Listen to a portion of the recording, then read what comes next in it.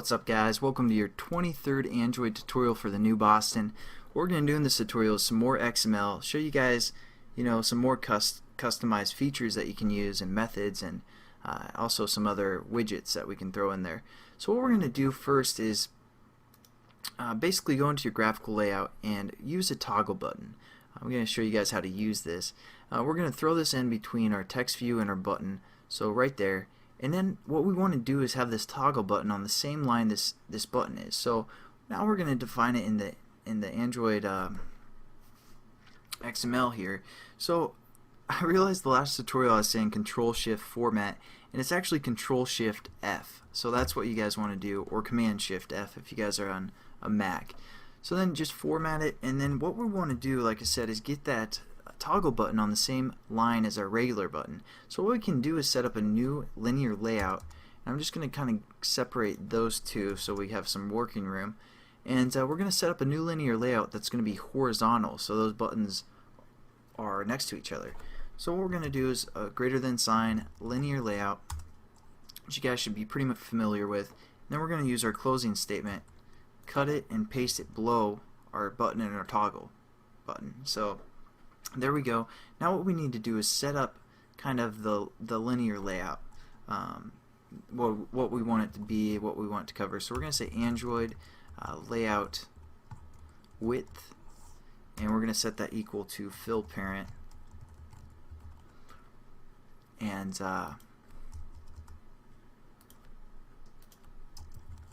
Android layout height is going to wrap the content.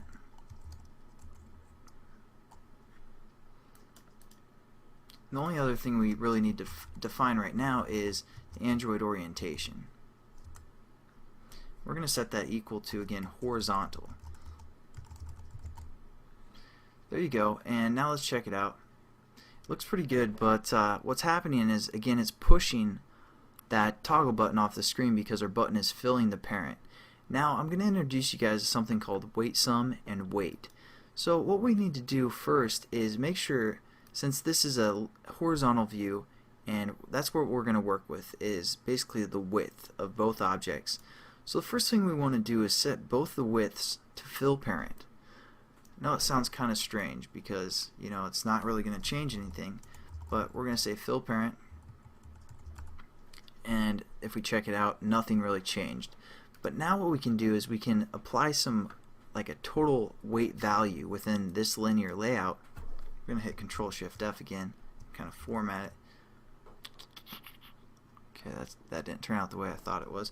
But basically, we can add a weight sum up here within this linear layout. Then we can distribute some of the weight within each item, and it'll take a kind of a percentage of what's available. And since the whole width is available, that's what it's going to distribute. So how we're going to set that up is we're going to go into this linear layout where we define some stuff, and we're going to set up the total value. So we're going to say Android weight sum is the command, and we're going to set it to something like 100 because 100 is pretty easy to work with. Then you can kind of give them percentages. Now we're going to go into our first item, our button here, and we're going to give it a weight value. So we're going to say Android, and it's actually a layout weight value. So that's why we had our layout width fill the parent, because that's what the percentage is going to go to, the layout.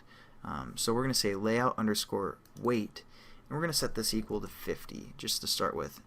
And then we're also going to define 50%, or 50 value for our weight, because we want our total weight to equal 100. So 50 plus 50 is 100. Again, free math lesson for you guys. Let's check that out.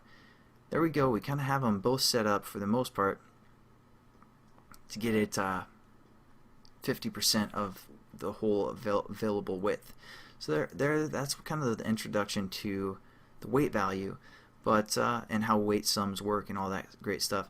But the only other thing is you'd assume like 75%, or if we put like 75 here and 25 here, that the 75 would have a greater distance, but it's actually the opposite. So we're going to say the button is going to have like 20, and the toggle button is going to have 80. So if we check that out, that's what it's going to look like. Basically, this has 20% even though we defined it as 80, having a weight of 80. And this is we've set as 20, and it's going to have 80% of the whole width. So there we go.